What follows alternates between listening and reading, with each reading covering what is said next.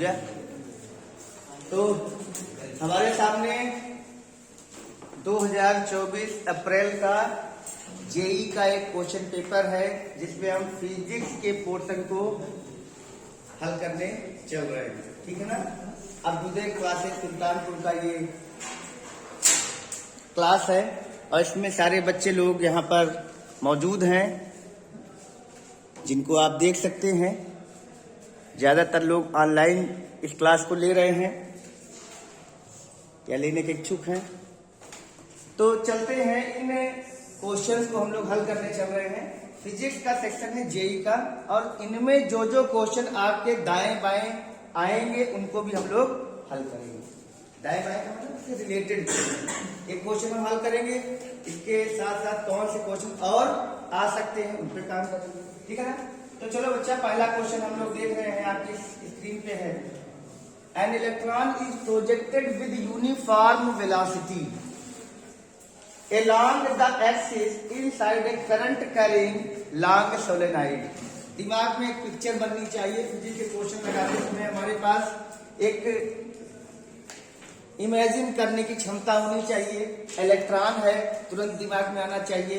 एक इलेक्ट्रॉन का चार्ज होता है 1.6 × 10⁻⁻19 कूलम, ठीक है ना। नेगेटिव चार्ज होता है ना। आगे कह रहा है क्या है, यूनिफॉर्म वेलोसिटी। यूनिफॉर्म वेलोसिटी की बात कर रहा है, हर शब्द पे ध्यान देंगे। यूनिफॉर्म का मतलब जो बदलती ना हो, वेलोसिटी का मतलब वेग।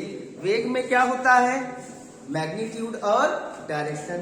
यूनिफॉर्म वेलोसिटी का मतलब कि वेलोसिटी का ना तो मैग्नीट्यूड बदले और ना ही डायरेक्शन बदले। ऐसा तब होगा जब इलेक्ट्रॉन स्ट्रेट लाइन में चल रहा हो और फॉरवर्ड डायरेक्शन उल्टा होगा तब भी वेलोसिटी बदल गई क्योंकि डायरेक्शन बदल गई। तो uniform velocity means, uniform velocity का मतलब होता है कि वो स्ट्रेट लाइन में चल रहा है।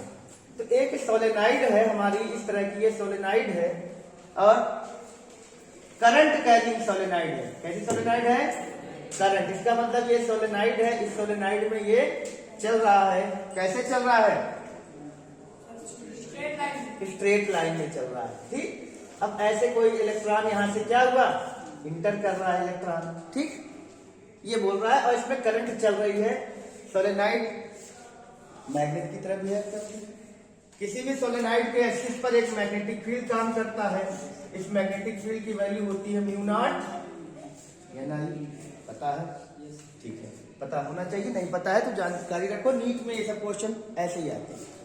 जेई में अगले लेवल के, सेकंड लेवल के क्वेश्चन पूछे जाते हैं। आगे कह रहा है, इतनी चीज हमें अपने दिमाग में लगा ली। अब बोल रहा है क्या, the electron will be accelerated along the axis. वो इलेक्ट्रॉन इसी एक्सिस के अलोंग चलता रहेगा, एक्सेलरेट होगा। क्या बोला जा रहा है, एक्सेलरेट। एक्सेलरेट होने का मतलब है या तो वेलोसिटी बढ़ेगी या तो वेलोसिटी घटेगी। एक्सेलरेट होने का मतलब होता है change in velocity equal to rate of change of velocity, ऐसा बोला जाता है। तो एक्सेलरेटेड होगा किस एक्सिस पे, एक्स एक्सिस पे एक्सेलरेट होगा। क्वेश्चन पढ़ लेते हैं, बाद में हम दिखाएंगे कि क्या इसमें पॉसिबिलिटी है क्या नहीं है। ऑप्शन एक ही सही हो गया है। The electron will continue to move with uniform velocity along the axis of the solenoid. कह रहा है कि electron will continue to move with uniform velocity. Uniform velocity से ही चलता रहेगा, क्योंकि जैसे इंटर किया वैसे चलता रहेगा। कुल मिलाकर यहाँ पे सोलेनॉइड का प्रभाव को चेक कर रहा है कि सोलेनॉइड का प्रभाव इस इलेक्ट्रॉन पर क्या पड़ेगा, इलेक्ट्रॉन के मोशन पर, वही चेक करने की कवायद है। यहाँ पर है the electron path will be circular about its axis.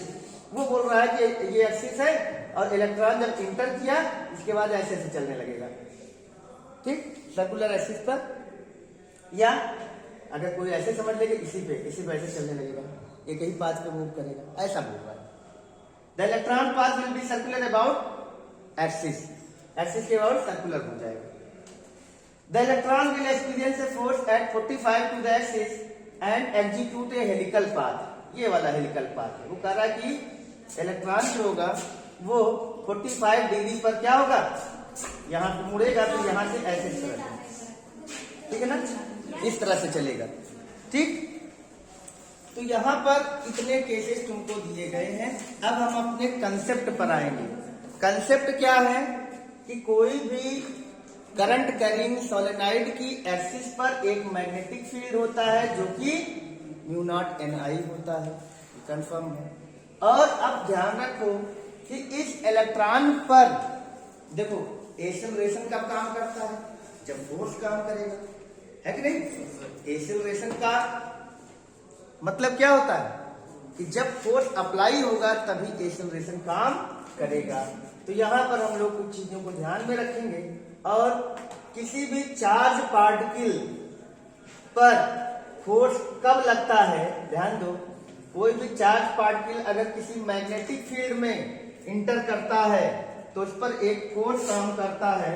उस फोर्स की जो वैल्यू होती है वो क्या होती है, कोई भी चार्ज पार्टिकल अगर है और वो किसी मैग्नेटिक फील्ड में इंटर कर रहा है तो उस पर लगने वाले फोर्स की वैल्यू होती है F equal to QVB sine theta. यहां से हम पूरी थ्योरी को रिकॉल कर दे रहे हैं। है तो ये 10 सेकंड का क्वेश्चन, लेकिन हमें तुम्हें समझाना है, इस लिहाज से हम इसको एक्सप्लेन कर रहे हैं। ठीक, तो अगर अब देखो क्वेश्चन अगर तुमसे पूछ लिया जाए कि कोई चार्ज पार्टिकल किसी मैग्नेटिक फील्ड में इंटर करता है तो बताओ उस पर कितना फोर्स लगेगा।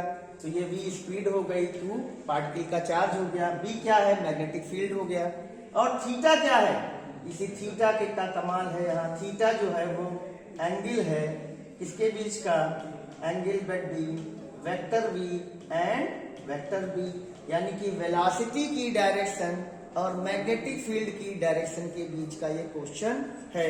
ये क्लास 12th का बड़ा फेमस क्वेश्चन है, CBSE और UP बोर्ड के बच्चों के लिए भी ये इम्पोर्टेंट है। ठीक, क्या है, अगर ये अब बताओ क्या ऐसा पॉसिबल है कि मैग्नेटिक फील्ड में कोई पार्टिकल चले भी और फोर्स ना भी लगे। तो यहां कमाल है, यहां Q की जगह इलेक्ट्रॉन का चार्ज, V है इसमें चल रहा है, B मैग्नेटिक फील्ड भी पैदा किया है, कौन पैदा किया है, सोलेनॉइड पैदा किया है। थीटा, जरा थीटा चेक करो क्या है। यहाँ किसी भी सोलेनॉइड की एक्सिस पर जो मैग्नेटिक फील्ड होता है वो उसी एक्सिस पर होता है ये, और यही हमारी क्या है, यही हमारी वेलोसिटी की डायरेक्शन है। अब क्या हो जाएगा, ध्यान रखना, यहाँ पर वेलोसिटी की भी जो डायरेक्शन है वो भी वही है, ये वेलोसिटी भी उधर ही है और मैग्नेटिक फील्ड भी उधर ही है। तो बताओ ये थीटा कितना हो गया, यहाँ पर 0 डिग्री हो गया। साइन 0 की वैल्यू क्या हो जाएगी, 0 हो जाएगी। तो F क्या हो जाएगा, 0 हो जाएगा। और जब फोर्स ही नहीं लगा तो क्या एक्सेलरेशन पैदा होगा, नहीं। तो बॉडी में पार्टिकल में, यहाँ पार्टिकल है, इलेक्ट्रॉन है, क्या उसमें कोई एक्सेलरेशन पैदा होगा, नहीं। तो एक्सेलरेशन नहीं पैदा होगा तो इसका मतलब पार्टिकल सीधा चलेगा कि टेढ़ा चलेगा, जैसे चल रहा था वैसे चलेगा, ना बढ़ेगी स्पीड, ना घटेगी, ना डायरेक्शन चेंज होगी, कोई भी परिवर्तन नहीं होगा। यानी कि जैसे जा रहा था इधर से जाएगा उधर से निकल जाएगा, ना स्पीड में बढ़ोतरी ना एक्सेलरेशन लगेगी। कौन सा आंसर ठीक होगा, इलेक्ट्रॉन विल एक्सेलरेटेड, ना एक्सेलरेट होगा नहीं। Electron will continue to move with uniform velocity along the axis, एकदम सही, उसी एक्सिस पे जा रहा है, कोई फोर्स नहीं लग रहा है, सीधे दंडनाते हुए, है ना, चला जाएगा, ना स्पीड बढ़ेगी ना डायरेक्शन चेंज होगी। बताओ, तो आगे कुछ चीज को देखने की जरूरत नहीं। यहाँ सर्कुलर एक्सिस पे नहीं, सर्कुलर एक्सिस पे तब चलता है कोई इलेक्ट्रॉन जब यहाँ थीटा 90 होता है। क्या होता है बच्चा, अभी अगर कोई कहता है कि एक पार्टिकल एक मैग्नेटिक फील्ड के परपेंडिकुलर इंटर कर रहा है, तब क्या होता है, तब ये वाला ऑप्शन सही हो जाता है, electron will move on about on circular path about axis. तो हम इसमें कई क्वेश्चन बना दे रहे हैं, ठीक।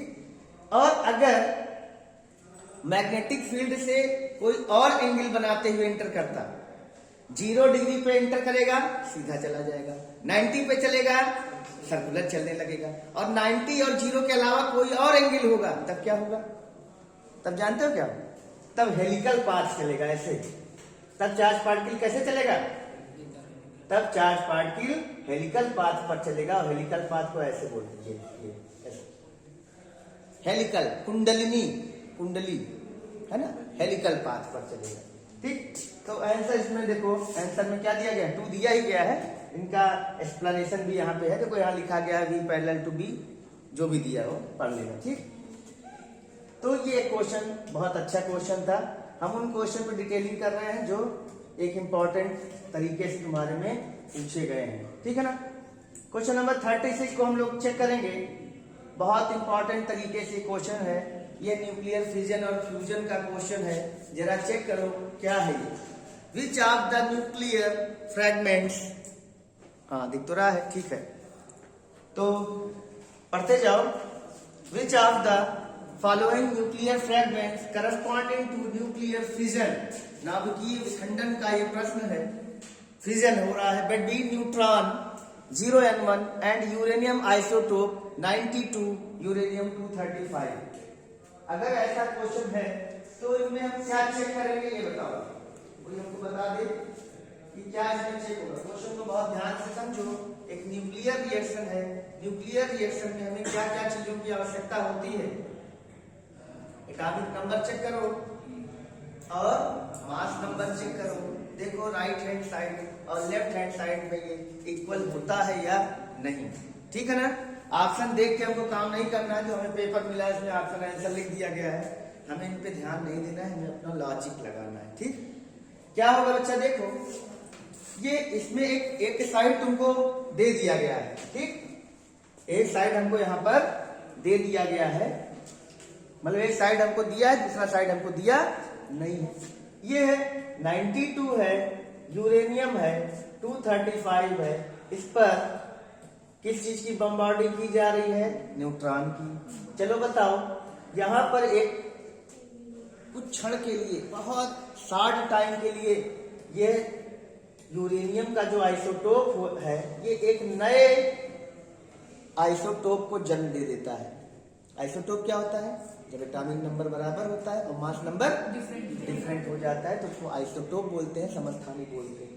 तो ये 92 यूरेनियम 236 हो जाता है बहुत शॉर्ट टाइम के लिए, 10⁻⁸ सेकंड के लिए ये बनेगा। और ये इतना हाईली अनस्टेबल होता है कि इन तीनों में से कोई एक फ्रेगमेंट में टूट जाएगा।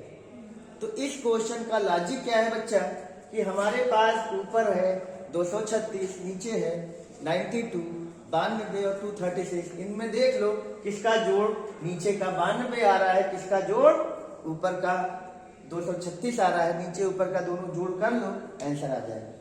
ठीक है ना। एक करके देखें, चलो 56, 36 और यहाँ 4 है, तो ये 56 और 36 ये हो गया। यहाँ 0 है ना, 4 0N1, तो ऊपर का मास नंबर बढ़ेगा यहाँ, तो 4 36 और 0 आ गया। नीचे वाला तो सही है, चलो ऊपर वाला चेक करो। ये क्या हो जाएगा, 144 और यहाँ 89 और यहाँ कितना न्यूट्रॉन है, 4, तो 4 और 1 से मल्टीप्लाई कर दोगे तो 4 1 या 4, 9 4 13 4 17, 8 4 12 1 13, कितना है 236 है। क्या सही है, ठीक नहीं है तो बाकी चेक करो, फटाक से जल्दी जोड़ो, हमारा टाइम नहीं खराब है। सब में जोड़ना है तुम्हें, जिसमें मास नंबर देखो कंजर्वेशन लगेगा, एटॉमिक नंबर के बराबर, नीचे ऊपर दोनों बराबर आना चाहिए। Atomic number 92, mass number 236। जल्दी raise your hand. 4th option is correct. और ये सबसे ज्यादा इंपॉर्टेंट रिएक्शन है। और कोई भी यूरेनियम 235 का जो फिजन होता है, इनमें सबसे ज्यादा जो प्रचलित रिएक्शन है, इनके अलावा और भी पेयर्स में ब्रेक होता है।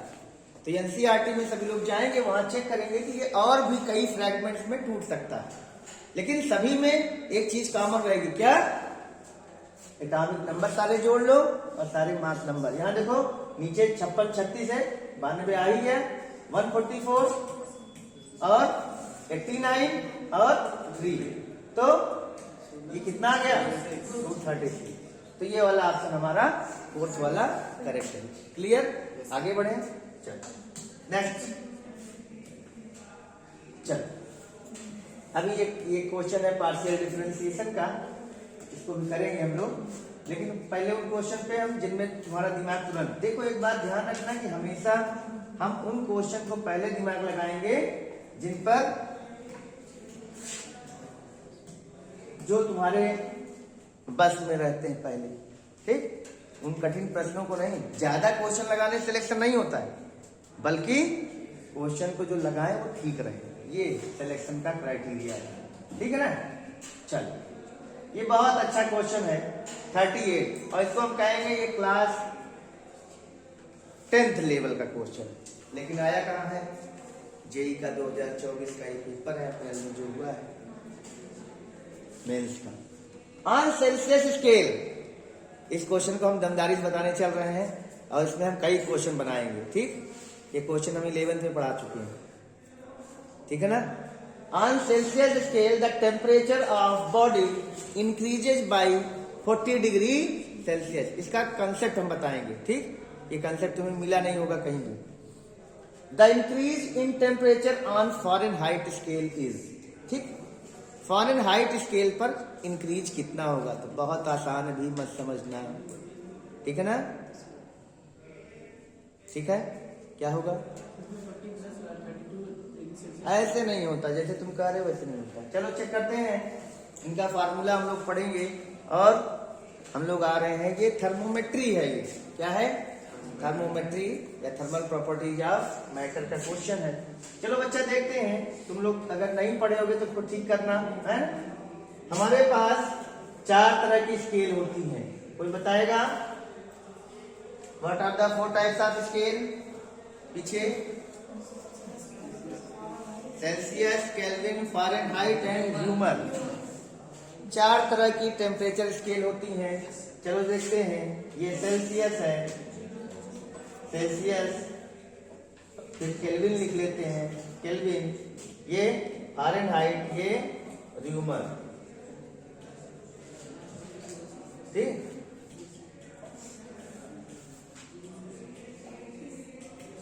ठीक, ये केल्विन है और ये सेल्सियस है। सभी लोग ध्यान दो, सेल्सियस के सभी थर्मामीटर में एक चीज कॉमन होती है, वो होती है आइस पॉइंट और स्टीम पॉइंट। कौन सा पॉइंट? आइस पॉइंट और स्टीम पॉइंट। आइस पॉइंट वो होता है जिस पर बर्फ पिघलती रहती है। आइस पॉइंट वो होती है जिस पर बर्फ क्या होती है? पिघलती रहती है। ध्यान देना, I am not asking for ice,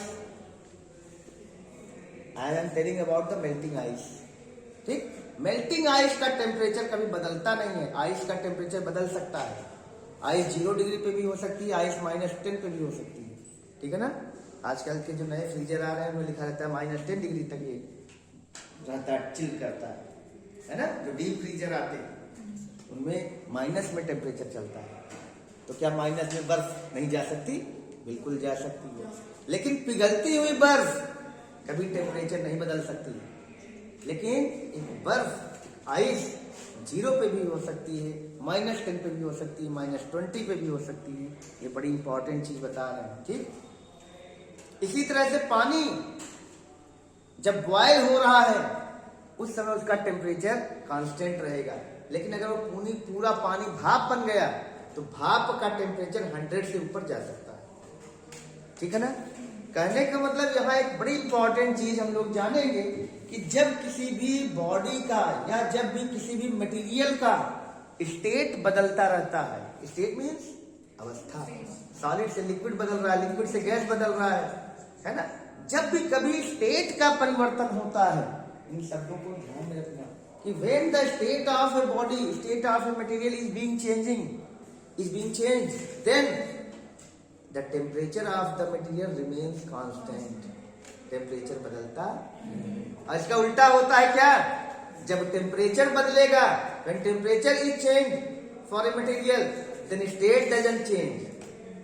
जैसे पानी को तुम गरमाना शुरू किया, पानी गर्म हो रहा है, मान लो 0 पे है पानी, अब 0 से 100 तक जा रहा है, उस दौरान वो स्टेट नहीं बदलेगा। जब तक टेम्परेचर बदलेगा तब तक स्टेट नहीं बदलेगा, और जब स्टेट बदलेगा तो टेम्परेचर नहीं बदलेगा। ठीक है, तो यहां पर चीजों को ध्यान में रखना है।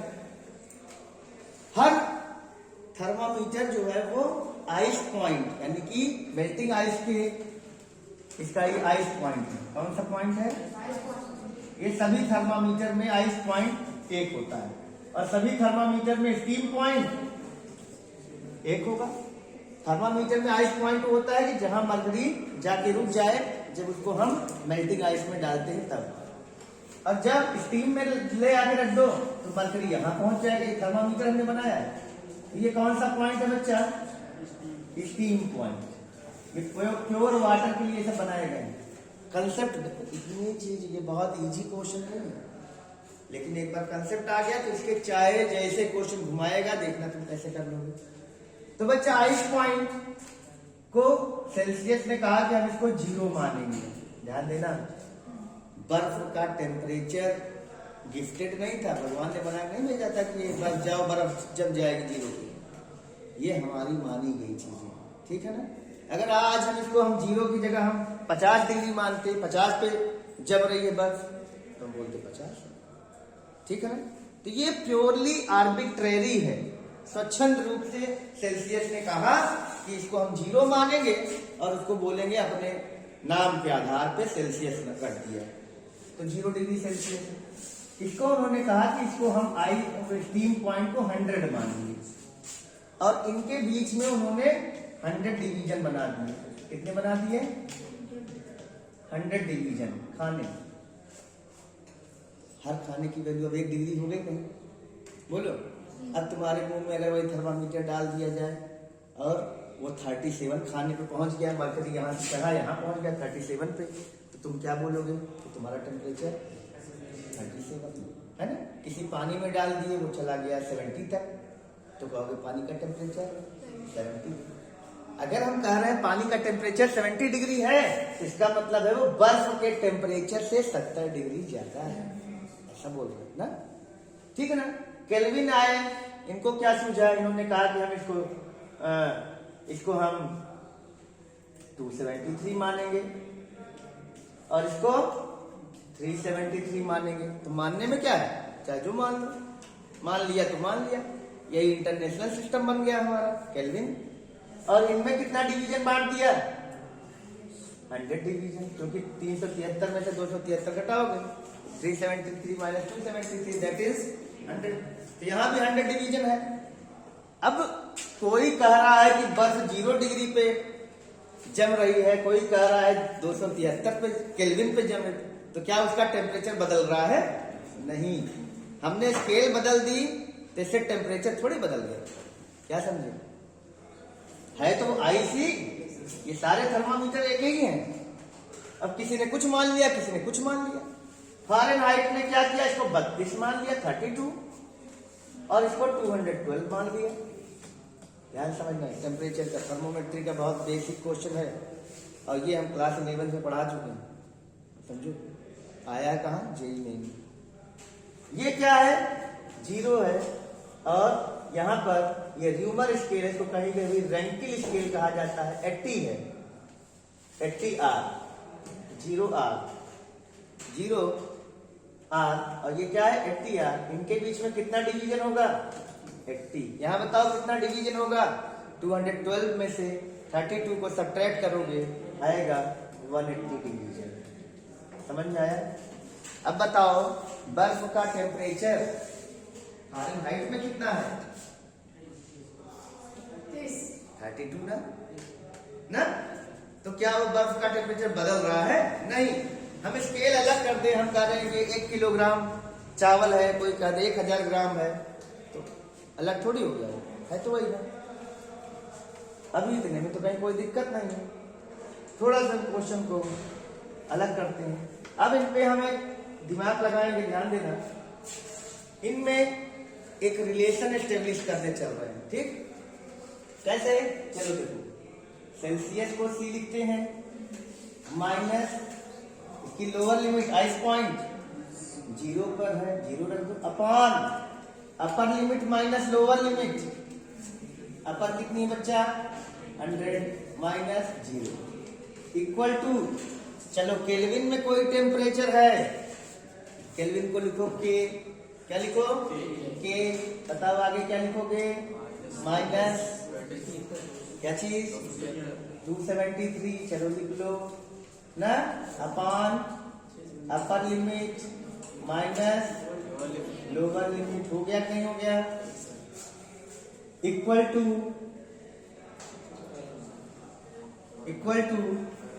क्या हो जाएगा, इक्वल टू अगला फ़ारेनहाइट है, क्या लिखोगे F माइनस, जल्दी बोलो 32 ओवर कितना हो जाएगा 212 माइनस 32 इक्वल टू, यहाँ क्या हो जाएगा R माइनस 0 अपॉन 80 माइनस 0, ठीक है।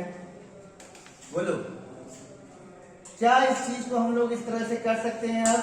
अब इस फार्मूले को अगर हम ध्यान दें, ये जो फार्मूला हमारा आया, इसको अगर हम फिर कंप्लीट करें तो ये हो जाएगा, इसको हम लिख सकते हैं क्या,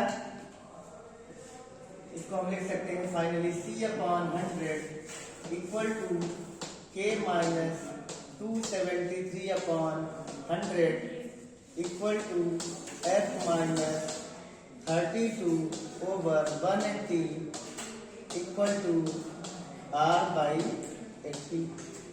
ये एक ऐसा फार्मूला है जिससे अगर तुम चाहो तो क्या कर सकते हो, अगर इससे चाहो तो तुम कोई भी टेम्परेचर को किसी भी स्केल से किसी भी स्केल में चेंज कर सकते हो।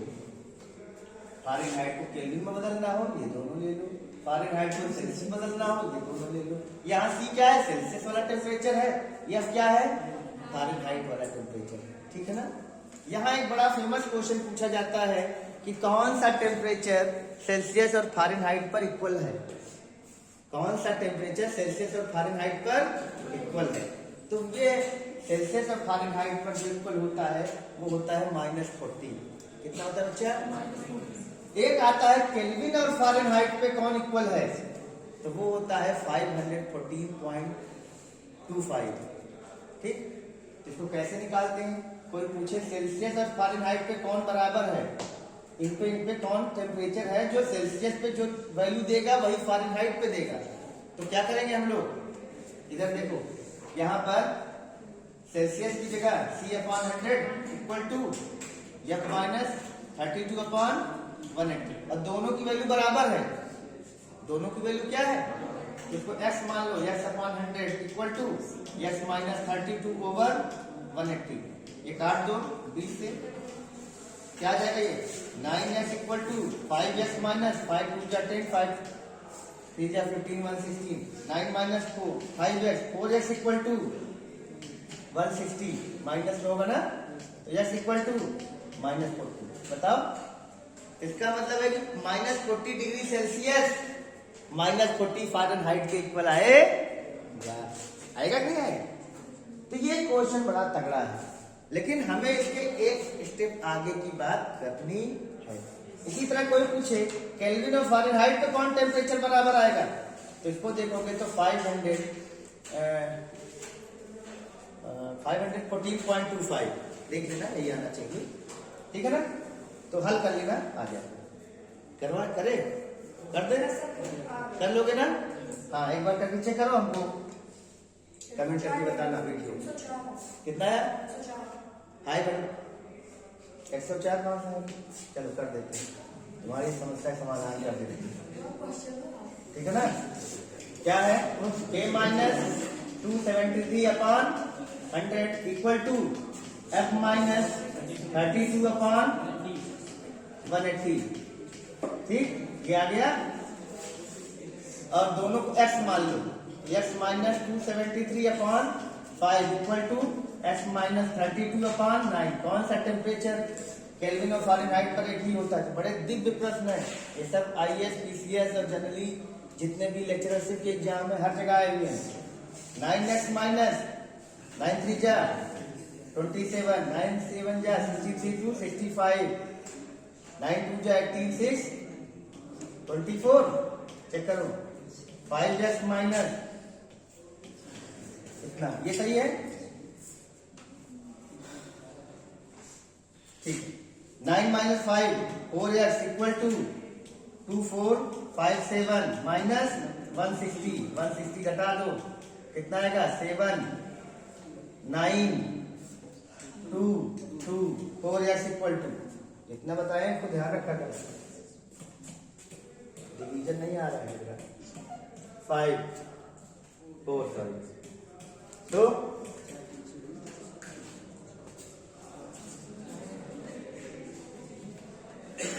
574 आएगा।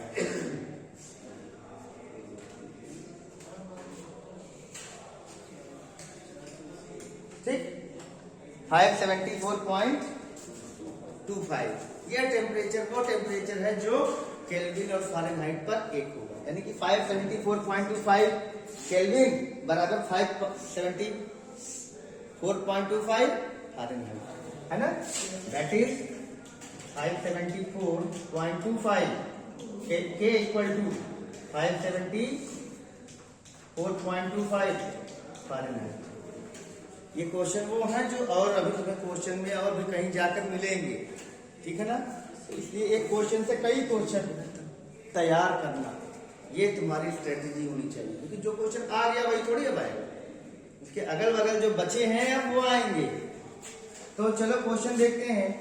तो क्वेश्चन में एक काम हम करते हैं, देखो हमारे पास एक इक्वेशन आ चुका है, वो इक्वेशन क्या आया हुआ ये, लेकिन ये सेल्सियस फ़ारेनहाइट र्यूमर और केल्विन को आपस में चेंज करने का एक तरीका है। लेकिन हमको यहाँ क्वेश्चन में क्या दिया गया है देखना है सभी लोग। अभी क्वेश्चन में हम काम करेंगे, on Celsius scale the temperature of body increases by, temperature में चेंज कर रहा है। अगर कोई बोला जाता कि 40 डिग्री को फ़ारेनहाइट में बदलो, तब तो हम वो सब फार्मूले लगाते, लेकिन हमको क्या बोला गया है, चेंज निकालने को बोला गया है। क्या बोला गया है, चेंज। तो टेम्परेचर में चेंज का फार्मूला अभी हम लोगों ने नहीं बनाया, अभी हम लोगों ने जो फार्मूला यहाँ बनाया कि बना के रखा, ये सिंपली कोई टेम्परेचर दे दे उसको दूसरे स्केल में चेंज करने का। तो अब हम यहाँ से उस फार्मूले को भी डिजाइन करने चल रहे हैं। तो हमारे पास क्या फार्मूला है, जल्दी बोलो। C/100 equal to K minus 273/100 equal to F minus 32/180 equal to R/80, हमेशा याद रहेगा, ठीक है ना। अब तुम्हें क्या कह रहा है, सेल्सियस में 40 डिग्री का चेंज किया गया है, यानी कि डेल्टा की बात की जा रही है। अभी सी की नहीं बात की जा रही, डेल्टा सी दिया है, और उसको हमें किसमें बदलना है, फ़ारेनहाइट में। किसमें, बहुत मजेदार चीज है। चलो C/100 इक्वल टू ले लो F माइनस 32/, यही हर एक के साथ करेंगे। अगर तुम्हें सेल्सियस में चेंज दिया है और केल्विन वाला चेंज देखना है तो ये दोनों ले लेना। केल्विन में चेंज दिया है, फ़ारेनहाइट में चेंज निकालना है। चेंज की बात करेंगे, अभी तक हम टेम्परेचर को बदल रहे थे, अब चेंज की बात करेंगे। किस चीज की, चेंज। तो थोड़ा सा ध्यान रखना, मैथमेटिक्स वाले थोड़ा ज्यादा ध्यान, अच्छे से क्लियर हो जाएंगे, और बायोलॉजी वालों को भी कोई दिक्कत होने वाली नहीं है। जो ट्रिक बताएंगे देखो ध्यान से आएगा। तो C/100 को ध्यान समझना, C/100 अगर C है इसको ऐसे लिख लेते हैं, C/100 equal to F/180 minus 32/180। कोई दिक्कत, एनी प्रॉब्लम। अब अगर इसमें चेंज करोगे, डिफरेंशिएशन मान लो कर रहे हैं, क्या कर रहे हैं, तो किसका डिफरेंशिएशन इसमें पॉसिबल है, इसका पॉसिबल है ना, इसका पॉसिबल है कि नहीं, क्या इसका पॉसिबल है, नहीं। कांस्टेंट का डिफरेंशिएशन क्या होता है, 0। तो देन अब ध्यान देना, इसमें चेंज अगर करोगे तो क्या हो जाएगा, डेल्टा सी अपॉन, यहाँ कांस्टेंट इसके साथ ऐसे बना रहेगा, यहाँ डेल्टा एफ अपॉन 180 माइनस इसमें चेंज, तो चेंज का क्वेश्चन आ गया नहीं? तो बताओ ये फार्मूला बन गया नहीं? बोलो। अब अगर इसको और अच्छा करना चाहो तो delta C upon 5 equal to delta F upon 9। बताओ कहाँ दिक्कत है? क्या दिया है यहाँ पे? डेल्टा सी कितना दिया है बोलो? 40 upon 5 equal to delta F upon 9। तो delta F equal to 360 upon या 5 से इसको काट ही दो। 5 8 जा 8 9 जा 72 फ़ारेनहाइट। बताओ हो गया नहीं? अब देखो 2025 में क्या आ सकता है कि अगर केल्विन का चेंज करो तो फ़ारेनहाइट में कितना चेंज होगा? ये दोनों उठा लेंगे। यहाँ डेल्टा के कर देना अपॉन 100, यहाँ डेल्टा एफ अपॉन 180। गलत खत्म हो जाएगा, यही खत्म हो जाएगा क्योंकि उसमें कोई चेंज नहीं होगा। कांस्टेंट में कहाँ चेंज होता है? 73 74 थोड़ी हो सकता है। क्या ये चेंज हो जाएगा? नहीं। कांस्टेंट का तो कांस्टेंट का चेंज खत्म, हटा दो। खत्म कहाँ से? बोलो। तो अभी हम चेक कर लेते हैं कौन सा आंसर ठीक है। 72 फ़ारेनहाइट आया तो ये क्या दे रहा है ना? आंसर देख के सोल्यूशन नहीं देखना है ना? कैसे क्या देख रहे हो? ये क्या है? ये क्या लगा रहे हैं? इतना देख रहे हो? कहानी देखिए, देखो ये सोल्यूशन है। कहाँ का? ये सोल्यूशन कोचिंग वालों का है। ऐसे करोगे। ये क्या दे रहे हैं? पर degree change in equivalent to 1.8 degree change in Fahrenheit. इन सब के चक्कर में पढ़ना नहीं है। तुम्हें मास्टर फार्मूला बता दिए, ये कहीं मिलेगा नहीं तुम्हें। ठीक है ना? अब अगला क्वेश्चन हम तुमको दे रहे हैं, तुम बता लोगे। चलो, अगर केल्विन में हम 40 डिग्री का चेंज कर रहे हैं, 40 केल्विन का, तो फ़ारेनहाइट में चेंज कितना होगा? तो क्या उठा लोगे? ये उठा लेना। क्यों जी? आसान, तुम्हें ट्रिक बता दी, तो टेक्निक से सारी चीजें हो जाती हैं। अब तुम्हारे पास क्या है? k minus 273 upon 100 equal to f minus 32 upon 180 ना? अब तुमको डेल्टा के दिया है कितना? चलो 40। डेल्टा के कितना दिया है? 40 केल्विन। चलो डेल्टा एफ निकालो। कितने लोग निकाल लेंगे बताओ? हाथ उठाओ। बहुत बढ़िया, मजा आएगा। कैसे निकालोगे? अच्छा, फाइनल फार्मूला बताओ। फाइनल फार्मूला इसका डेल्टा वाले का। हाँ जल्दी बोलो। डेल्टा के अपॉन 100 रहेगा कि छोड़ दोगे? रहेगा, क्योंकि इसके साथ ही आ रहा है ना। अब इसके साथ वाला 100 हटा दोगे तो डेल्टा के बाई इक्वल टू, जल्दी बोलो, डेल्टा एफ बाई हो गया नहीं? अब क्या होगा?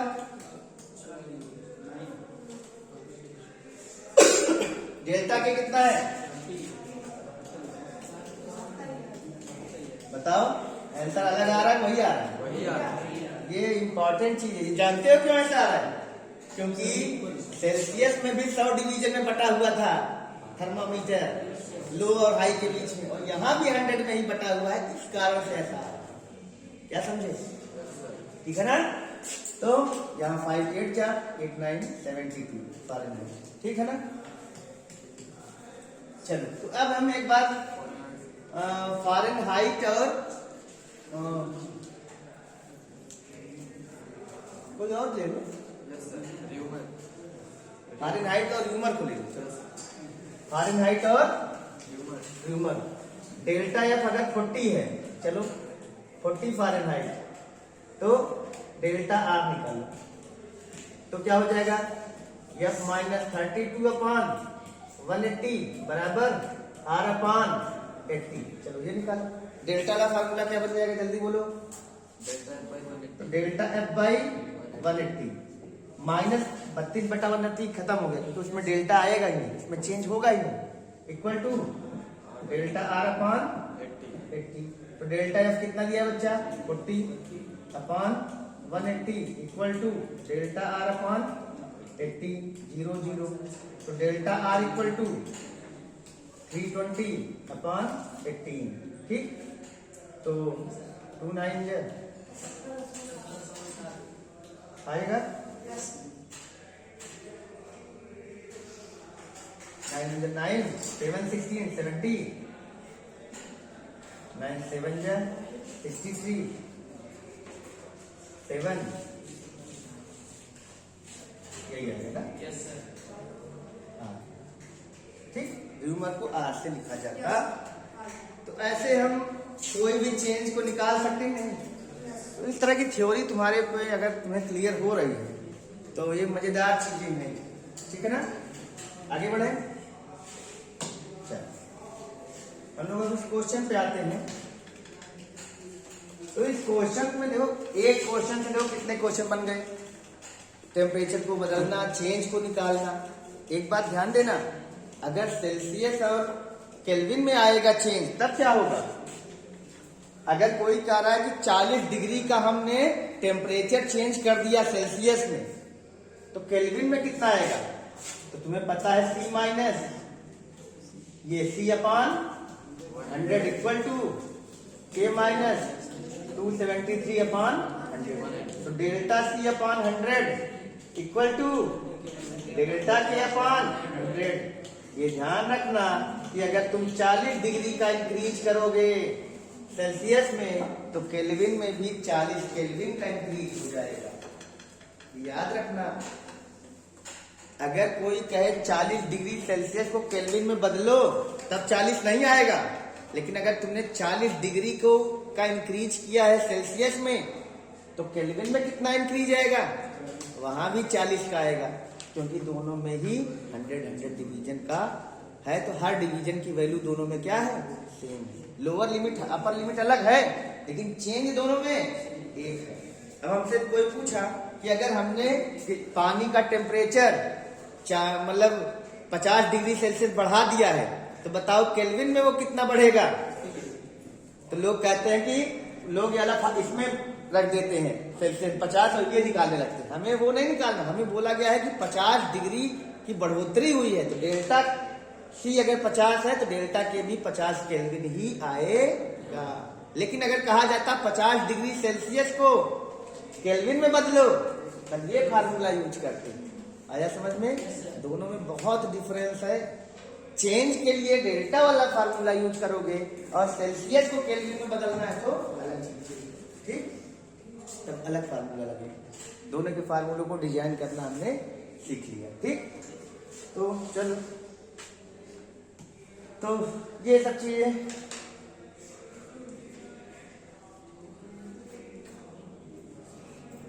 देखो, यहां पे ध्यान दो, ये एक बड़ा अच्छा क्वेश्चन है। The effective power of combination of 5 identical convex lenses which are kept in contact, है ना? बहुत आसान क्वेश्चन। देखो इतनी आसान क्वेश्चन जेईई में आए हुए, ऐसा नहीं है कि अब लेवल इतना ज्यादा है वो तुम्हें ना आए, ठीक है ना? इतने क्वेश्चन तुम कर सकते हो। ये जेईई क्वेश्चन जबकि ये नीट में आना चाहिए, पर आसान question. An effective power of combination of 5 identical lenses. कितने आइडेंटिकल लेंस है बच्चा? 5 convex lens which are kept in contact along the principal axis is 25D। 25 क्या हो रहा है? D है।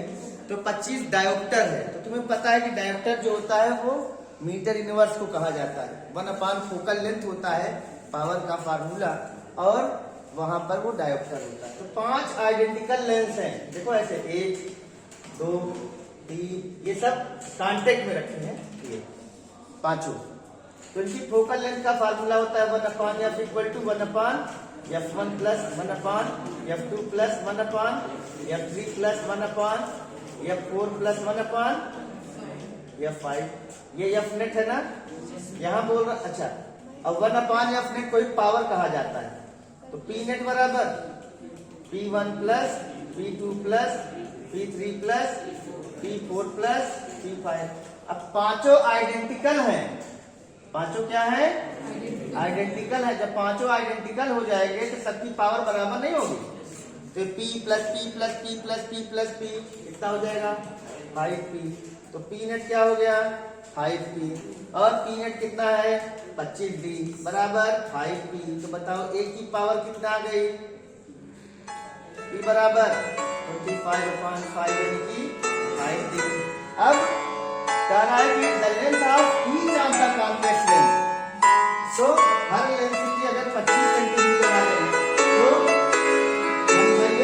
क्या हो गया 5p की जगह क्या हो जाएगा ये p क्या होता है, p का फार्मूला क्या होता है 1/f, f equal to 1/5 metre यानी कि 0.2 मीटर यानी कि 100 से मल्टीप्लाई करोगे आएगा कितना 200।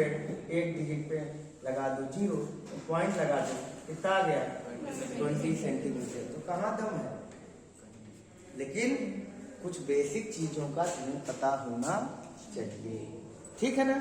अब इसी क्वेश्चन में तुमसे पूछा जा सकता है कि अगर एक का मैग्निफिकेशन मान लेते हैं 2 है तो टोटल मैग्निफिकेशन निकालो यम नेट।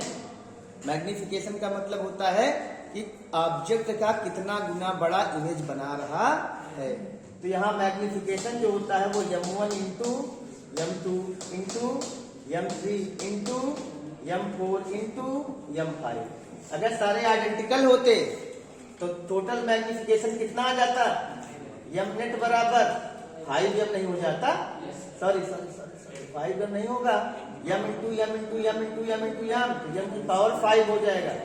देखो हमसे गलती हुई नहीं, तो 2 की पावर 5 करोगे तो 2 2 जा 4 2 जा 8 2 जा 16 2 जा 32।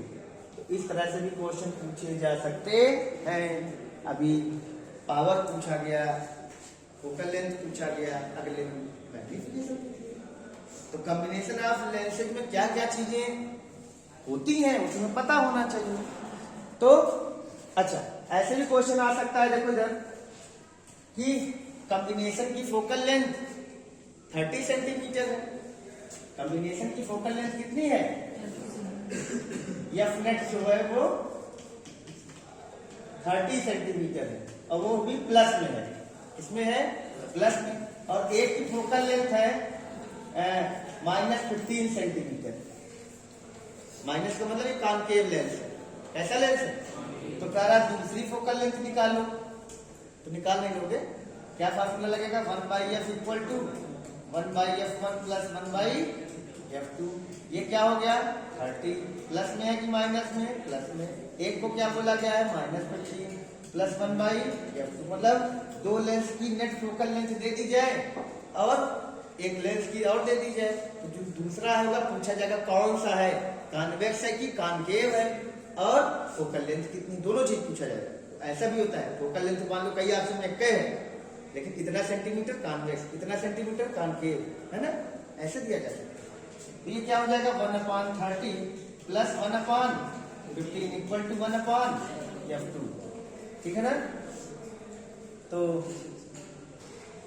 इसको हम लोग कैसे करेंगे, इसका 3 हो जाएगा ना 31 1/f2, तो 3/30 1/f2 तो 10 हो जाएगा। तो f2 बराबर 10 सेंटीमीटर, प्लस आएगा माइनस प्लस, तो 10 सेंटीमीटर कॉन्वेक्स दिया हो सकता है, 10 सेंटीमीटर कॉनकेव, है ना, 20 सेंटीमीटर कॉन्वेक्स, 20 सेंटीमीटर कॉनकेव। तो हम कौन से ऑप्शन पे लगाएंगे 10 सेंटीमीटर कॉन्वेक्स, ठीक है ना। तो ऐसे क्वेश्चन पे हम लोग काम कर सकते हैं, नहीं कर सकते, बहुत इंपॉर्टेंट क्वेश्चन चल रहा है, ठीक। तो एक क्वेश्चन से कई क्वेश्चन कैसे तैयार करना, जो स्मार्ट स्टडी होती है वो यही होती है। क्यों, क्योंकि जब भी कोई बंदा पेपर बनाता है तो पिछले साल के पेपर को पढ़ेगा कि नहीं पढ़ेगा, कि भाई हमको पेपर बनाने को मिला है, लाओ देखें पिछली साल क्या क्या पूछा गया है। तो पिछली साल ये पूछा गया है तो कहेंगे चलो की बात तो ये हमें भी तो समझना पड़ेगा कि अगर सोलेनॉइड का एक क्वेश्चन आया है तो सोलेनॉइड में जो आया है उसके अगल बगल और कौन कौन क्वेश्चन बन रहे हैं वो पढ़ लो, है कि नहीं। क्योंकि जो आया है क्या तुम वही दोगे, मान लो तुम्हें पेपर बनाने दे दिया गया, क्या तुम वही क्वेश्चन उठा दोगे, नहीं। कहोगे यार देखो डायमेंशन आई है किसकी, कोफिशिएंट ऑफ विस्कोसिटी की, चलो कोफिशिएंट है यानी कि कोई ना कोई कांस्टेंट है, चलो कोई और कांस्टेंट हो जाए, चलो ग्रेविटेशनल कांस्टेंट दे देते हैं, बन गया क्वेश्चन कि नहीं। तो जनरली पेपर के पैटर्न के आधार पर अगले पेपर सेट होते हैं, लेकिन क्वेश्चन की ये गारंटी नहीं कि वही आएगा, वही तो कतई नहीं आएगा, लेकिन उसके अगल बगल के क्वेश्चन तो बनेंगे ना। जैसे अभी हमने बताया कि केल्विन फ़ारेनहाइट में बोल दिया गया, अब फ़ारेनहाइट सेल्सियस बोल दिया जा सकता है, उन्हीं को बदल दिया, एक नया क्वेश्चन था यार। तो उनमें कोई ऐसा नहीं है कि कहीं हमें ढूंढने जाने की जरूरत है, हम एक वैल्यू बदल के हमें ने करा दिया 3-4 क्वेश्चन। तो चलते हैं, तो इस तरह से हमें उन क्वेश्चन को अप्रोच करना है जो हमारी रेंज में बहुत आसानी से है। देखो लगाया गया है वैसे ही, ठीक है। ये क्वेश्चन देखो बच्चा, फोटो इलेक्ट्रिक इफेक्ट का दिख रहा है, बहुत दंदनाता हुआ प्रश्न है और पढ़ाया जा चुका होगा, है ना। फोटो इलेक्ट्रिक इफेक्ट है ना, बहुत इंपॉर्टेंट क्वेश्चन। कई तरह के ग्राफ प्लॉट हुए हैं। ये ग्राफ जो दिख रहा है तुमको, ये कैसा है, ये तुम भी फर्स्ट टाइम देख रहे हो, हम भी फर्स्ट टाइम देख रहे हैं, ठीक है। हम भी देखेंगे क्या है, जैसे तुम पढ़ रहे हो क्वेश्चन वैसे हम भी पढ़ रहे हो, देखते हैं क्या पूछा गया, ठीक है। Which figure shows the correct variation of applied potential? This is applied potential. जो लोग फोटो इलेक्ट्रिक इफेक्ट पढ़े हैं वो जानते हैं, इसमें एक कलेक्टर प्लेट होती है जिस पे इलेक्ट्रॉन निकलता है और जाकर वहां पहुंचता है, तब फोटो करंट डेवलप होती है, ठीक है ना। देखेंगे इस क्वेश्चन में क्या दमदार चीजें हैं। देखो कठिन क्वेश्चन करता ही नहीं है, लेकिन अभी हमने देखा भी नहीं क्या पूछा है। अप्लाइड पोटेंशियल डिफरेंस बच्चा ये होता है, फोटो इलेक्ट्रिक करंट ये इस एक्सिस पे दी गई है, 2 डिफरेंट इंटेंसिटी I1 और I2। तो तुम लोग जानते हो कि जो लाइट पड़ती है, लाइट की जो इंटेंसिटी होती है वो नंबर ऑफ फोटॉन से डिफाइन होती है कि energy of number of photons per unit area per unit time, ये लाइट की इंटेंसिटी है। और इस थ्योरी को दिया था मैक्स प्लांक ने 1900 में।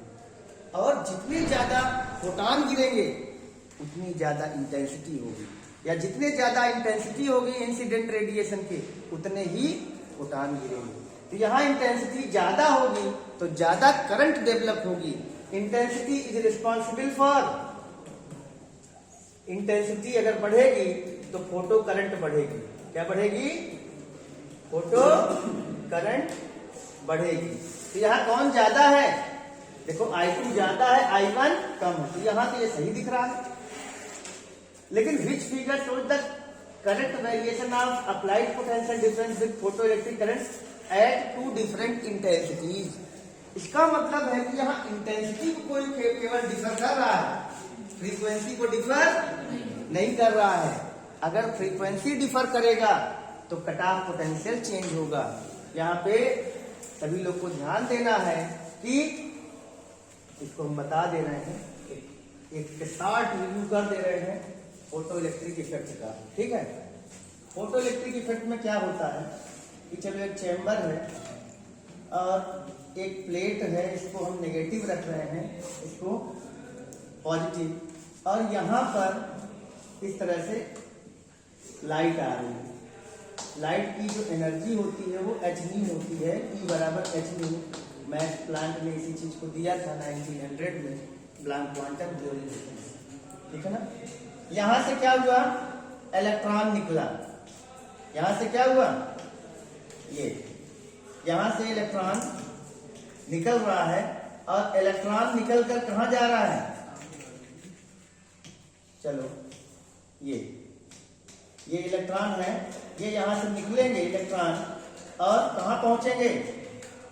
ये इलेक्ट्रॉन हमारे पहुंचेंगे इस प्लेट की तरफ, ठीक। और जब ये प्लेट के बीच में हवा में एक सर्किट कंप्लीट हो जाएगा तो करंट का फ्लो ऐसे ऐसे होने लगेगा। और ये करंट जो होती है इसी को बोला जाता है फोटो करंट। क्या बोला जाता है? Photo current. यहां से हमने कोई वोल्टेज लगाया हुआ है, ठीक है। इसी वोल्टेज और फोटो करंट के बीच का ग्राफ है जो हमने अभी बनाया, वो पीछे दिख रहा है। तो इसमें ये जो लाइट पड़ रही है या रेडिएशन पड़ रहा है, सभी लोग ध्यान देना, ये इसको बोलते हैं इंसिडेंट रेडिएशन। क्या ये? इसमें एक्सरे हो सकती है, लाइट हो सकती है, अल्ट्रावायलेट हो सकती है, IR हो सकती है, कोई भी रेडिएशन डालो, लेकिन इलेक्ट्रॉन निकलेगा या नहीं निकलेगा ये डिपेंड करता है मेटल पर। ठीक है, हर मेटल पे इलेक्ट्रॉन को निकालने के लिए एक मिनिमम एनर्जी की जरूरत पड़ती है जिसको वर्क फंक्शन कहते हैं। क्या कहते हैं? मेटल के सरफेस से इसे इलेक्ट्रॉन को इजेक्ट कराने के लिए एक न्यूनतम ऊर्जा की आवश्यकता होती है। That minimum energy required to eject an electron from the surface of metal is known as work function. ठीक है ना? अगर यह एनर्जी वर्क फंक्शन से ज्यादा है तभी फोटो इलेक्ट्रिक एमिशन होगा, अदरवाइज चाहे जितनी लाइट डाल दो, चाहे जितनी मेहनत कर ले लाइट, इलेक्ट्रॉन निकलने वाला नहीं है। ठीक है ना? तो कभी डिटेल में इसके लेक्चर को हमारे YouTube पे जाके देख लेना, वहां भी तुम्हारे लेक्चर मिल जाएगा फोटो इलेक्ट्रिक इफेक्ट का। वहां बहुत इंपॉर्टेंट चीजें हैं, बहुत डिटेलिंग लेक्चर है। लेकिन यहाँ पे हमें ध्यान रखना है कि इस रेडिएशन में दो चीजें होती हैं। एक होती है इंटेंसिटी, एक क्या होती है? इंटेंसिटी, और एक क्या होता है? फ्रीक्वेंसी। क्या होती है? फ्रीक्वेंसी जो होती है वो एनर्जी के लिए जिम्मेदार है, कितनी ताकत उसके पास है, और इंटेंसिटी जो होती है वो संख्या के लिए जिम्मेदार है, यानी कि यह ऊर्जा के लिए जिम्मेदार है, यह एनर्जी के लिए जिम्मेदार है, और ये नंबर के लिए जिम्मेदार है, संख्या के लिए। तुम जानते हो कि यह जो लाइट आती है इसको मैक्स प्लांक ने कहा ये वेव नहीं है। हाइजेंस ने बोला था वेव, लेकिन मैक्स प्लांक ने कहा नहीं, ये फोटो इलेक्ट्रिक इफेक्ट में ये वेव थ्योरी नहीं काम कर रही है। उन्होंने कहा कि पार्टिकल है, और उन पार्टिकल का नाम क्या दिया? फोटॉन। ठीक है ना? तो पहली बात तो अगर इनकी एनर्जी वर्क फंक्शन से ज्यादा है तभी इलेक्ट्रॉन एमिट होगा, अदरवाइज नहीं। तो खूब ध्यान से समझना, थोड़ा सा रिकैप कर रहे हैं ताकि चाहे जो ग्राफ आएगा दिन आप कर डालो। ठीक, तो वो एक क्वेश्चन तुम्हारा बना दे रहे हैं, चाहे जहां से फोटो इलेक्ट्रिक इफेक्ट आएगा क्वेश्चन देख लेना, जेई में एक क्वेश्चन तुम्हें मिल जाएगा। ठीक है ना? चलो देखो, तो यहाँ पर हम लोग एक वो कर रहे हैं, थोड़ा ध्यान देना। यहाँ पे हम एक चेन बना रहे हैं, चेन को ध्यान में रखना। ठीक, दिख रहा है? चलो देखिए, यहाँ पर अगर हमने इंटेंसिटी को बढ़ाया, ये देखो ट्रिक में दे रहे हैं, ट्रिक इंटेंसिटी को बढ़ाया। किस चीज की इंटेंसिटी को? जल्दी बोलो, इंटेंसिटी किसमें है? रेडिएशन। रेडिएशन क्या चीज है? इंटेंसिटी है, फ्रीक्वेंसी है। फ्रीक्वेंसी है तो वेवलेंथ है। बोलो, इंटेंसिटी को बढ़ाया तो इंटेंसिटी से क्या बढ़ेगा? Number of photon. देखो बच्चा, ये प्रोटॉन नहीं है, फोटॉन है। फोटॉन एक एनर्जी का पार्टिकल है। ठीक है ना? इंटेंसिटी बढ़ाए तो क्या बढ़ा? नंबर ऑफ फोटॉन बढ़ाना, और नंबर ऑफ फोटॉन बढ़ेगा तो एक फोटॉन अपनी सारी एनर्जी को एक इलेक्ट्रॉन को देता है इसमें। ये बात ध्यान रखना कि फोटॉन की जो थ्योरी थी उसमें ये कहा गया कि एक फोटॉन अपनी एनर्जी को, जैसे अगर एक मान लो तुम लोग 100 लोग बैठे हो और एक फोटॉन आ रहा है तो वो 100 को अपनी एनर्जी नहीं डिस्ट्रीब्यूट करेगा, वो एनर्जी एक फोटॉन अपनी एनर्जी एक को देगा, और अगर उसकी एनर्जी ज्यादा हुई उसकी एनर्जी से तो घसीट लाएगा। यही है फोटो इलेक्ट्रिक इफेक्ट। और नहीं एनर्जी ज्यादा है तो सीधे जाएगा, एब्जॉर्ब हो जाएगा। क्या हो जाएगा? एब्जॉर्ब होगा, मॉलिक्यूल को वाइब्रेट करा देगा, बस निकल नहीं पाएगा। तुम्हारी ऊर्जा बढ़ा दिया, तुम्हें बाहर, कमरे से बाहर नहीं ले जा पाया। ये ठीक वैसे है कि एक आदमी आ रहा बाहर से, कमरे में एक आदमी को घसीटना है। कंडीशन ये है कि एक आदमी एक को टच करेगा, सभी को नहीं। कई तो अगर बाहर से आ गए तो ये नहीं, कई तो मिलकर एक को निकाल लेंगे, नहीं, एक का संघर्ष एक से होगा। यानी each photon will interact with only one photon, each photon will interact with only one electron. अपनी सारी एनर्जी सरेंडर किया, अगर ज्यादा एनर्जी है निकालने से तो बाहर खींच लाएगा, नहीं है तो एब्जॉर्ब हो जाएगा, मॉलिक्यूल के वाइब्रेशनल एनर्जी को बढ़ा देगा। थोड़ा गहराई की चीजें बता रहे हैं। नंबर ऑफ फोटॉन बढ़ गया, नंबर ऑफ फोटॉन बढ़ा तो नंबर ऑफ इलेक्ट्रॉन भी बढ़ जाएगा ना। वो भी नंबर ऑफ इलेक्ट्रॉन कब बढ़ेगा? जब तुम्हारी एनर्जी जो है वर्क फंक्शन से ज्यादा होगी। इसको वर्क फंक्शन कहा जाता है फाई नॉट। और ये एनर्जी अगर वर्क फंक्शन से ज्यादा है, पहले निकलना शुरू करे तब संख्या बढ़ाएगा ना। पता लगा निकलने की ताकत ही नहीं है उसमें, तो चाहे 1000 लोग चले आए, उनकी एनर्जी इतनी है ही नहीं कि इलेक्ट्रॉन को घसीट के बाहर ले आता, तो उनसे कोई फर्क नहीं पड़ेगा। तो अगर ये नंबर ऑफ फोटॉन तभी अपना काम कर पाएंगे जब उनकी एनर्जी ज्यादा होगी एक निश्चित एनर्जी से। तब ई अगर फाई नॉट से ज्यादा है, एच न्यू किससे ज्यादा होगा?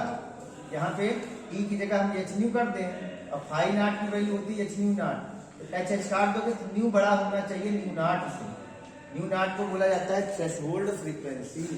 क्या बोला जाता है? थ्रेशोल्ड फ्रीक्वेंसी या कट ऑफ फ्रीक्वेंसी, है ना। हिंदी में देहली तरंग बोला जाता है। फिलहाल नंबर ऑफ इलेक्ट्रॉन बढ़ेंगे। नंबर ऑफ इलेक्ट्रॉन अगर यहां से ज्यादा प्लेट पे पहुंचे तो आई बराबर क्या होता है? Q upon T. और क्यू बराबर क्या होता है? N E. अब एन बढ़ गया, एन बढ़ गया तो करंट की मात्रा बढ़ेगी कि नहीं बढ़ेगी? तो फोटो करंट बढ़ेगी कि नहीं बढ़ेगी?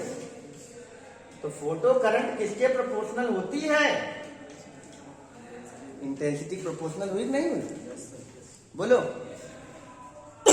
ये लेग एक साथ काम करेगा। अब इसके बाद एक चीज ध्यान देना, अब अगला जो लेग है वो फ्रीक्वेंसी का है। चलो बच्चा, हमने फ्रीक्वेंसी को बढ़ाया। किस चीज को बढ़ाया? फ्रीक्वेंसी को बढ़ाया। अपर ऊपर एरो लगेगा तो बढ़ रहा है।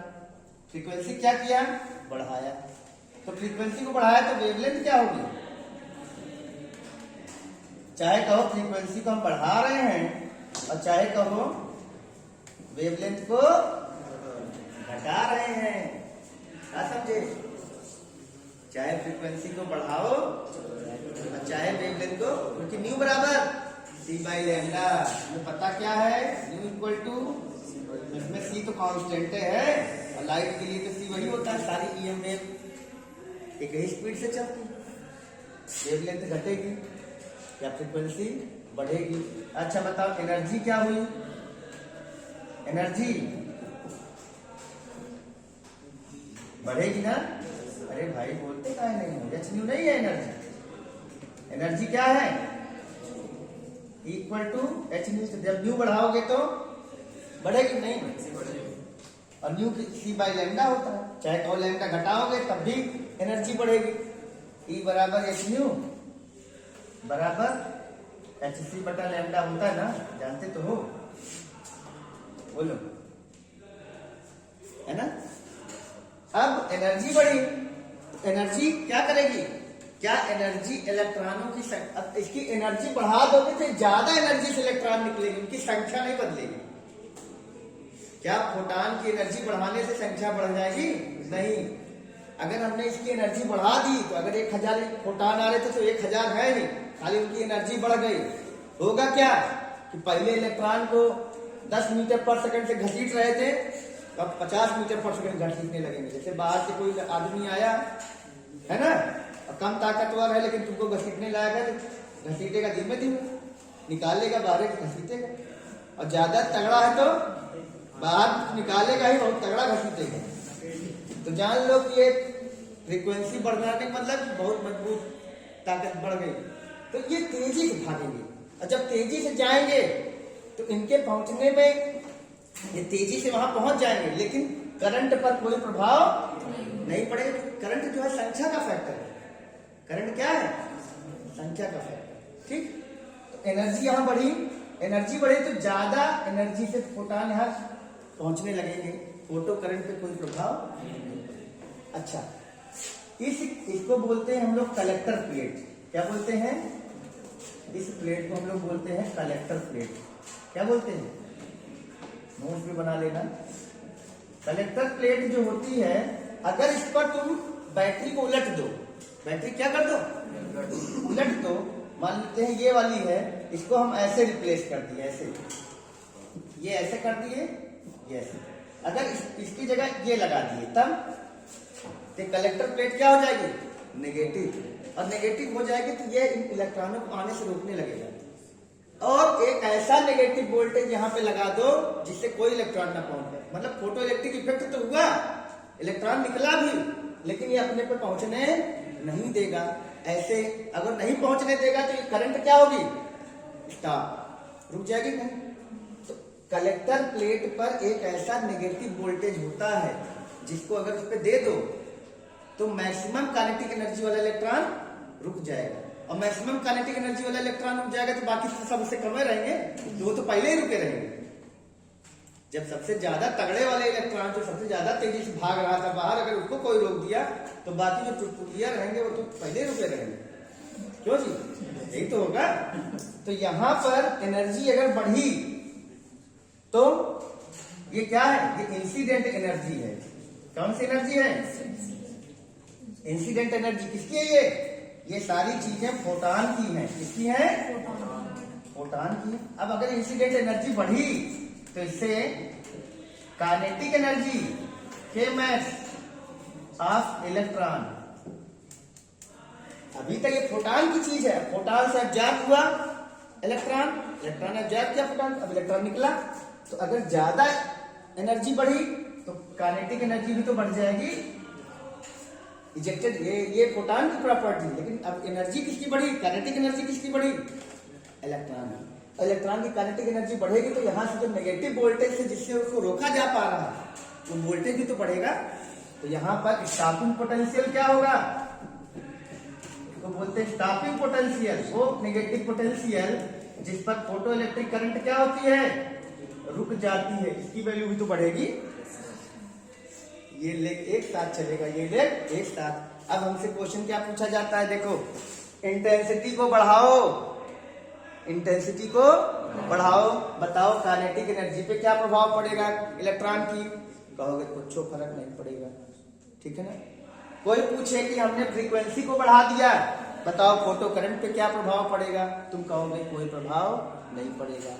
इंटेंसिटी को डबल कर दिया, बताओ करंट पर क्या प्रभाव पड़ेगा, करंट डबल हो जाएगी क्योंकि सब प्रोपोर्शनलिटी में है।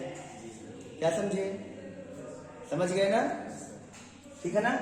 और यहां पर एक चीज और हम लोग ध्यान देंगे, इंटेंसिटी जो होती है वो दूरी के भी इनवर्सली प्रोपोर्शनल होती है। इंटेंसिटी जो होती है वो किसके प्रोपोर्शनल होती है, 1/, डिस्टेंस का स्क्वायर। ये भी खूब आता है क्वेश्चन कि अगर पढ़े होगे तुम लोग, कहीं मिला होगा, पढ़ना, ठीक है ना।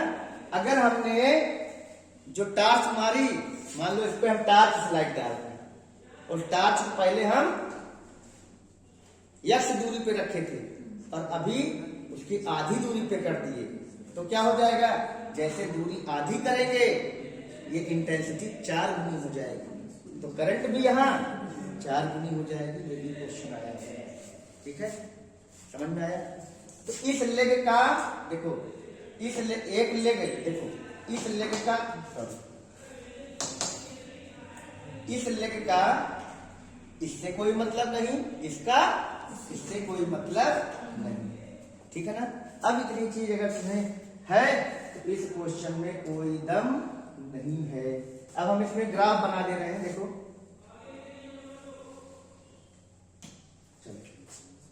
तो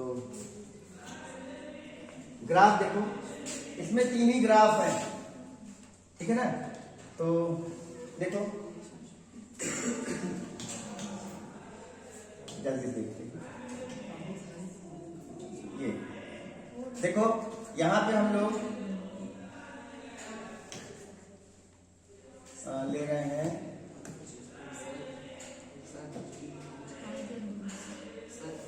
हाँ,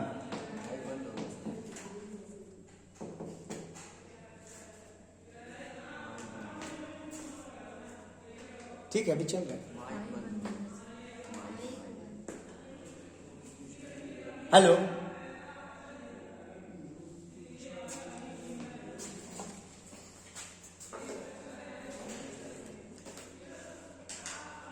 कब बंद है, जस्ट अभी। हेलो,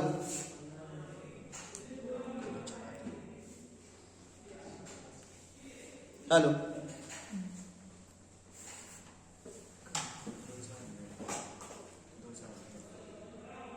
ठीक है, उतना तो वैसे ही।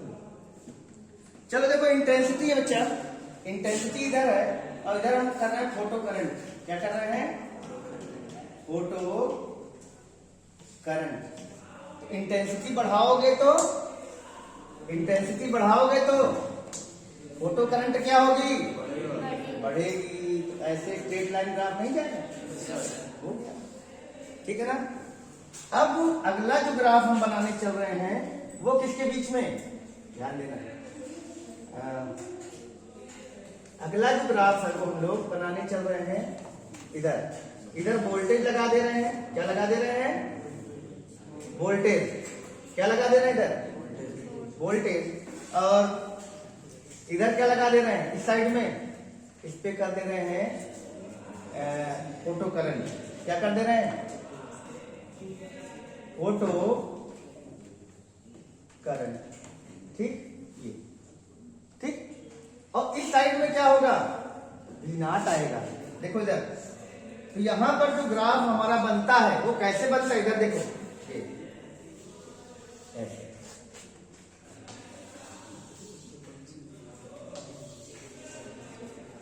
यहां पे हमारी जो वो है इंटेंसिटी है वो I1, ये I2, ये I3। तो इसमें I3 सबसे ज्यादा है, I2 से कम है, I1 उससे कम है। अब देखो यहां पर क्या है? ये इसको बोलते हैं V0, यही है स्टॉपिंग पोटेंशियल। ये क्या है? ये देखो, ये वो पोटेंशियल है जिस पर करंट क्या हो जा रही है? जीरो। ये करंट क्या हो रही है? घटते घटते घटते घटते घटते घटते जीरो। तो ये अब बताओ इसमें तीनों में क्या डिफरेंस है?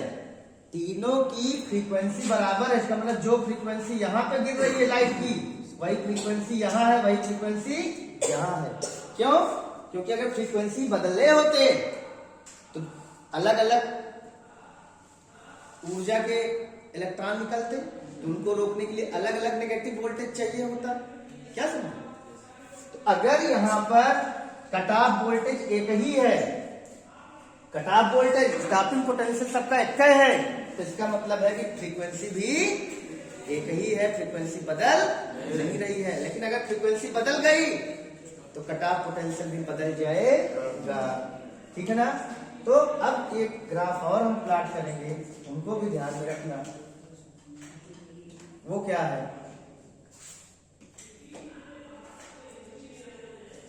ये देखिए, जरा हमको बताओ, ये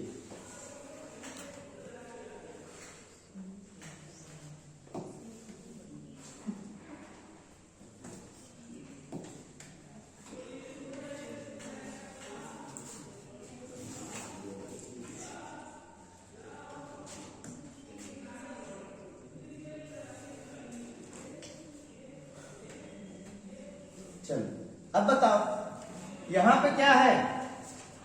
फोटो करंट देखो एक ही है नहीं? फोटो करंट क्या है?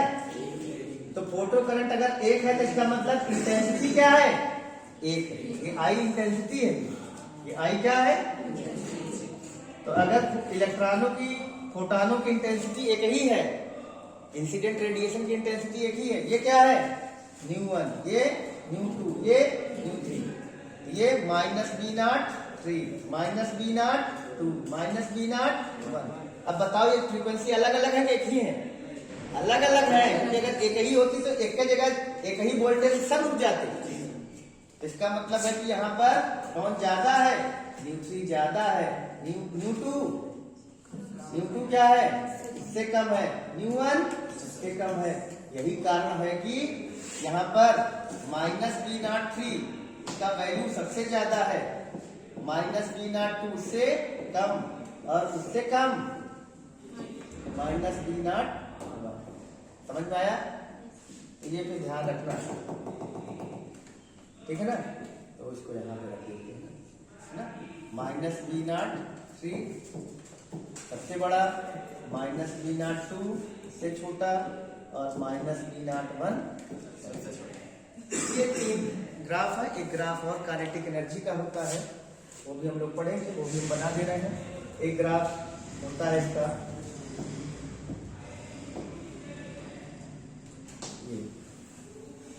यहाँ पर हम लोग देख रहे हैं ये आता है तुम्हारा, ये फ्रीक्वेंसी है,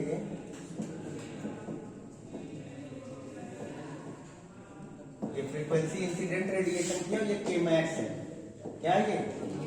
के मैक्स है। इसका जो ग्राफ आता है वो हम लोग देखेंगे। वो ग्राफ जो आता है ये इस तरह से आता है, ध्यान देना। ये है और ये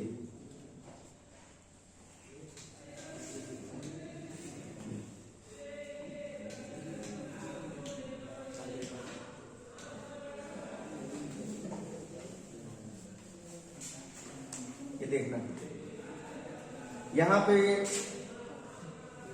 ये जो हमारा होता है इसको हम यू नॉट कहते हैं। क्या कहते हैं? You not. अगर ये मेटल ए है और ये मेटल बी है, ध्यान देना इसमें जो ग्राफ है दोनों पैरेलल आएगा। इसको बोलते हैं थ्रेशोल्ड फ्रीक्वेंसी। पूछा जाता है किसका वर्क फंक्शन ज्यादा है, तो जिसकी थ्रेशोल्ड फ्रीक्वेंसी ज्यादा है उसका वर्क फंक्शन ज्यादा है। बहुत आसानी से इस क्वेश्चन को दिखाया जाता है ना। और इस ग्राफ का जो स्लोप होता है, ये स्लोप ये प्लांक कांस्टेंट दिखाता है। प्लांक, कोई पूछे ग्राफ का स्लोप क्या दिखाता है तो प्लांक कांस्टेंट, ठीक। और यहाँ इंटरसेक्शन क्या दिखाता है, ये क्या है? ये इंटरसेक्शन, ये है हमारा थ्रेशोल्ड फ्रीक्वेंसी। थ्रेशोल्ड, ये मेटल ए की थ्रेशोल्ड फ्रीक्वेंसी है, ये मेटल बी की। दोनों का स्लोप बराबर क्यों है? क्योंकि दोनों का ही स्लोप है प्लांक कांस्टेंट। तो प्लांक कांस्टेंट क्या होता है? ठीक। तो this is all about your photoelectric research. खत्म। चलो दमदार क्वेश्चन देखते हैं, कैसे होगा। ठीक, तो क्वेश्चन देखते हैं। यहाँ पर क्या है? Potential difference, variation of potential difference with photoelectric current. I है और यहाँ वोल्टेज, फोटो करंट और प्लेट वोल्टेज के बीच का ग्राफ प्लॉट किया गया। तो यहाँ तो कौन ज्यादा है? I2 ज्यादा है, I1 कम है। देखो I2 ज्यादा है, I1 कम है, तो यहाँ तो सही है। लेकिन क्या है इसमें फ्रीक्वेंसी के बारे में बताया नहीं है, कोई ज्यादा है कोई कम है।